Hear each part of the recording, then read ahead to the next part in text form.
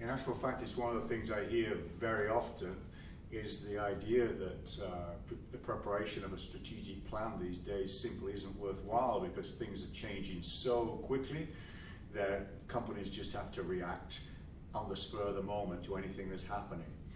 In the reality for me is that it's something quite different. It means doing strategic planning and coming up with a strategic plan is just more important, but you've got to do it in another way. Historically, there was a valid criticism of strategic plans that they were built on certainty, and something would happen the next day. There'd be a launch of a new technology, of a new product, or a political or legal change, or exchange rates would change, and all of a sudden the plan would not be valid. So all the work that had been put into that plan had been wasted, and literally the plan just became shelfware. It stayed on the shelf and was never used. So how can you prepare a strategic plan for the reality of today? Today you have to prepare a plan that's built on uncertainty as opposed to certainty. We all know change is going to happen, so why should we build a plan that's built on fixed things that we know is not true? So what are the types of things that we're looking at that do change? Many people have heard of what's called the STEP analysis or the PEST analysis, which stands for socio-demographic, technological, economic, and political change. And those are 4 of the categories of change that do happen. But even that is out of date because now most consultants, most strategic planners will add at least trends in business, which really originated with the launch of ISO 9000, where if you weren't qualified ISO 9000, then you couldn't sell your product. That was a real business trend.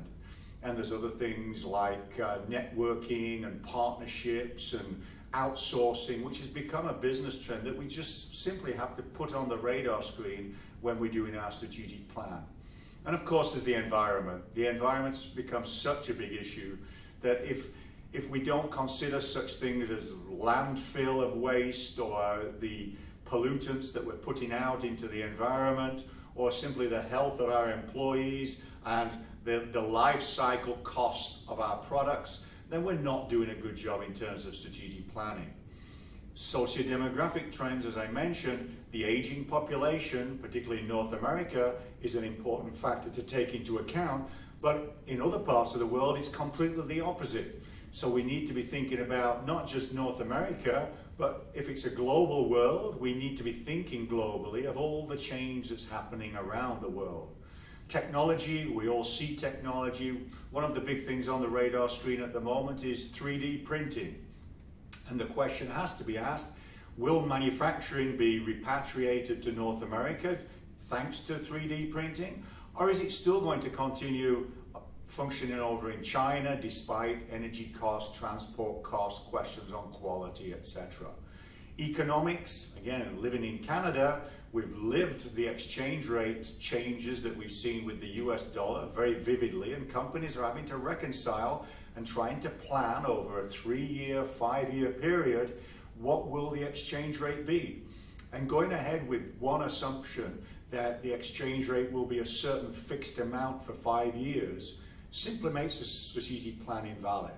And of course, there's things like political and legal changes, such as the proposed signing of the TPP by Canada, which would be a huge trade agreement around the world. Will it be signed? What will be the effect of it? We will never know. So how can we build a strategic plan built on this world of uncertainty, which is just impossible to know what's going to happen? The reality is, I can go and find out what the exchange rate is today, or even I can go and find out what the exchange rate is at this very minute, right, by going on the web. What will it be tomorrow? Is it going to go up? Is it going to go down? What's it going to be in a year? What's it going to be in 5 years? So when you start multiplying all these different factors around the STEP analysis, you suddenly realize if I'm going to do a strategic plan, it has to be built on uncertainty.